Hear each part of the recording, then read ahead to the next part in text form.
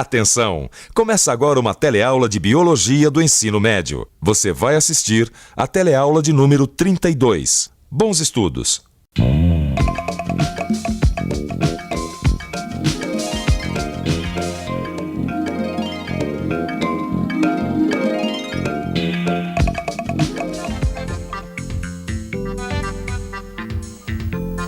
Nossa, tio, que caroção.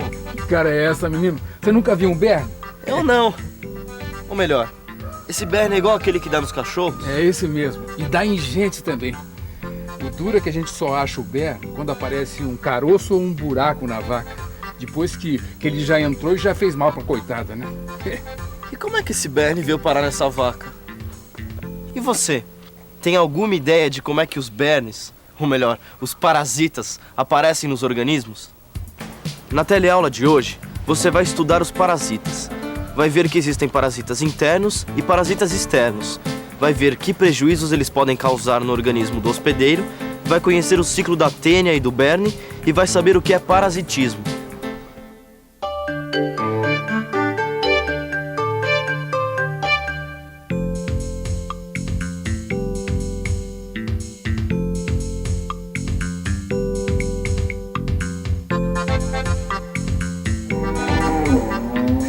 E é muito comum dar parasitas em vacas, tio? Se é.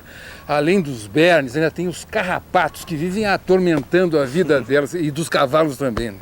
Bom, já deve ter dado para você perceber que os carrapatos e os bernes são exemplos de parasitas.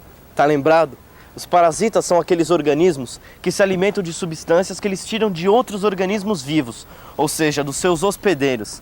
E é muito comum que os hospedeiros saiam prejudicados nesse tipo de relação. Claro, né? É só pensar no carrapato que para viver tira sangue do boi e do cavalo. Tá aí um ótimo exemplo de parasitismo. Uma relação na qual o parasita depende do seu hospedeiro para retirar energia e para realizar o seu ciclo de vida. Acontece que se o parasita não prejudicar o seu hospedeiro ao ponto de causar a sua morte, ele vai ter uma boa fonte de nutrição e tempo suficiente para realizar o seu ciclo de vida. Caso você já tenha visto um carrapato, você sabe que ele vive sobre a pele do seu hospedeiro. É por isso que ele é um parasita externo.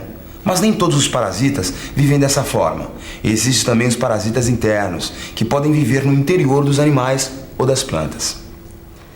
Parasitas. Tô lembrando de um outro exemplo de parasitas. Puxa vida. Ô mãe!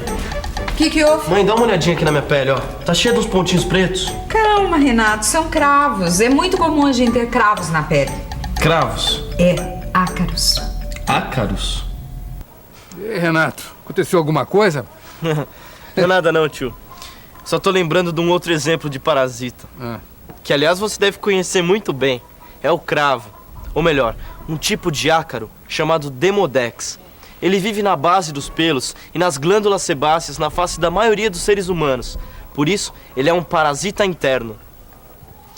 Parasitas internos e parasitas externos. Vamos ver agora exemplos desses dois tipos de parasitas. A pulga, por exemplo, que vive na pele dos cachorros, é um exemplo de parasita externo. Já os vermes que parasitam os peixes são exemplos de parasitas internos. E os carrapatos e sanguessugas são outros exemplos de parasitas externos. Depois de ver exemplos de tantos parasitas, tão diferentes um do outro, você deve estar se perguntando o que afinal eles causam nos organismos. Pois saiba que são vários os problemas que esses pequenos animais podem causar. Em primeiro lugar, eles podem desviar nutrientes que seriam destinados ao seu hospedeiro, ou seja, ao organismo que ele está associado. Quer dizer então que o cravo é um parasita interno. Mas ele não causa tantos problemas assim pro hospedeiro, né? Bom, mais ou menos, né, tio? Porque um rosto cheio de cravos, com um monte de pontinho preto, isso espanta qualquer namorada. Que é isso, menino? Não dá nem pra comparar com o mal que um verme chamado tênia causa no intestino das pessoas. Bom, pode ser. Pode ser, não. É. Tem um empregado aqui do sítio que comeu carne de porco mal passada, mal cozido. Você nem imagina o mal que o coitado passou. E o que a carne de porco tem a ver com a tênia? Tem? É que na carne de porco mal cozida pode ter canjiquinha. Canjiquinha? O que é isso? Nunca ouviu falar, menino? Nem você? Pois saiba que canjiquinha é uma larva da tênia, que tem esse nome porque tem uma cápsula dura que lembra grão de canjica. O perigo é que quando a gente engole a canjiquinha, a larva se livra da cápsula, cresce até ficar adulta e fica morando no intestino da gente. Nossa, e que mal ela pode causar pra gente? Ao se alimentar de nutrientes que seriam incorporados ao organismo do hospedeiro, a tênia causa sua desnutrição, já que ele deixa de incorporar esses nutrientes. Além disso, ela pode causar diarreia, prisão de ventre e cólicas. Mas as consequências para o hospedeiro podem ser muito mais sérias ainda, se ao invés de ingerir larvas de tênia, ele ingerir os ovos. Sabia disso?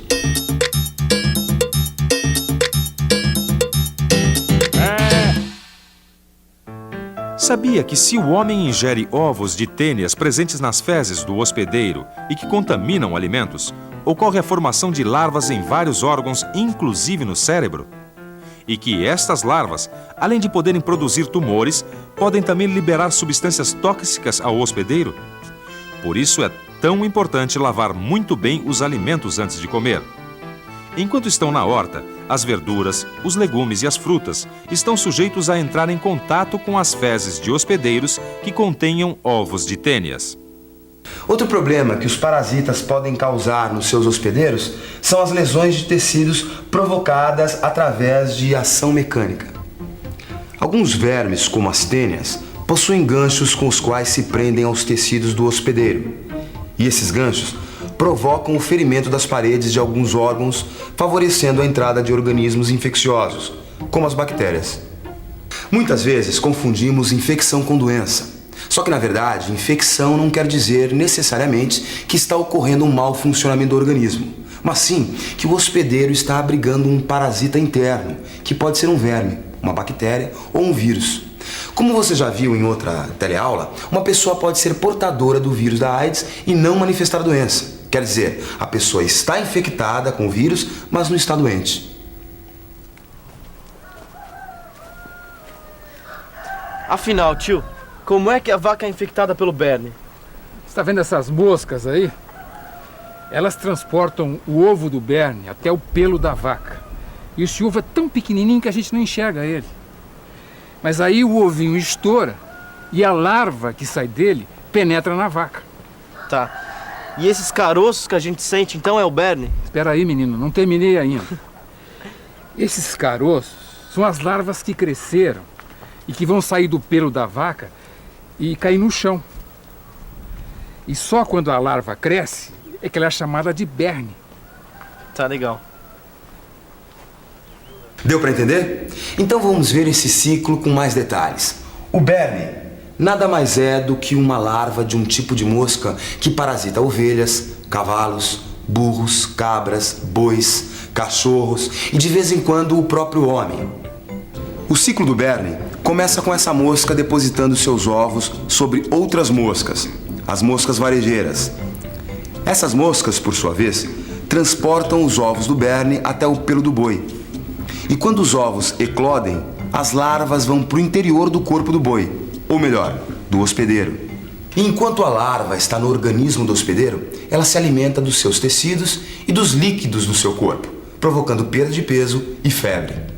Quanto mais a larva estiver desenvolvida, mais escura vai ficar. A larva, então, sai da pele e cai na terra, onde se transforma em pupa. Dessa pupa, depois de uns 20 ou 30 dias, sai um inseto adulto. Nossa, tio, quer dizer que o berne causa tantos problemas assim? Pois é. E não tem como a gente combater o berne? Bom, a melhor maneira é acabando com as moscas que transportam os ovos. E como é que a gente pode combater as moscas? Ora, menino, deixando o pasto sempre limpo, sem moitas, arbustos, restos de lixo, fezes ou restos de animais. Entendi. Sem as sujeiras que atraem as moscas. Isso mesmo. Mantendo o pasto sempre limpo, a gente evita essa interação que traz tantos prejuízos para o boi. Se o berne é beneficiado e o boi é prejudicado nessa interação, aí não existe uma relação de mutualismo. Como você já viu em outra teleaula, mutualismo é uma interação onde os dois participantes se beneficiam. Então, que espécie de relação é essa entre o boi e o berne, onde um participante se beneficia e o outro tem prejuízo? Quando numa interação ocorrem efeitos negativos sobre um dos participantes e efeitos positivos sobre o outro, nós chamamos esta relação de parasitismo. O participante que sofre os efeitos positivos é chamado de parasita, e o participante que recebe os efeitos negativos é chamado de hospedeiro. Mas será que, se considerarmos as populações envolvidas numa interação de parasitismo, sempre a população de hospedeiros se prejudicará com esta associação? E a população de parasitas sempre terá benefícios? Para entender isso melhor, vamos imaginar uma situação que aconteceu aqui, na Austrália. Mais exatamente nos campos australianos, onde foram introduzidos coelhos que rapidamente se reproduziram, já que não havia predadores. Só que, com um aumento tão grande de coelhos, a agricultura local passou a sofrer grandes prejuízos. E para amenizar esses prejuízos, pesquisadores introduziram no ambiente um vírus parasita de coelhos, que causa nesses animais uma doença quase sempre fatal. Resultado, o número de coelhos começou a diminuir. E hoje, a população mantém-se em equilíbrio com o ambiente. Ou seja, a princípio, esse tipo de interação parece desfavorável para os hospedeiros. Só que se não fossem introduzidos esses vírus, os coelhos fatalmente morreriam de fome. Então, nesse caso, a população de hospedeiros foi favorecida pela ação dos parasitas, que regularam o seu crescimento. Como você já deve ter percebido, em uma interação entre dois indivíduos, parasita e hospedeiro, o primeiro se beneficia e o segundo se prejudica com essa interação. Foi o que aconteceu, por exemplo, com a Tênia, que interagiu com o empregado do sítio. Mas a relação entre uma população de parasitas e uma população de hospedeiros pode também trazer benefícios para as duas populações, como é o exemplo dos vírus e dos coelhos. Quer saber de uma coisa? Por hoje chega. Mas, tio, não existe um jeito mais eficaz de evitar todos esses problemas causados pelo berne? Tem sim. A melhor maneira é fazer com que os bois e as vacas sejam acompanhados por um veterinário. Esse sim é o melhor método para fazer com que eles cresçam saudáveis, cheios de saúde. Tá legal. Bom, então acho que é melhor a gente ir porque a tia não gosta de atrasos, né? O almoço já tá quase na mesa. Enquanto a gente vai pra lá, você fica com a revisão. E atenção, se liga aí que é hora da revisão. Na teleaula de hoje, você viu que existem parasitas internos e parasitas externos. Viu que os parasitas podem causar diferentes danos ao hospedeiro.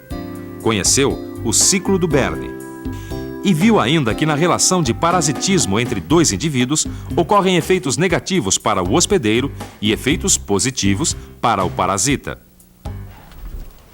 Bom, como a gente viu na teleaula de hoje, o melhor jeito de evitar os parasitas é através de muita limpeza. Por isso, não esqueça nunca de lavar muito bem os alimentos que você for comer.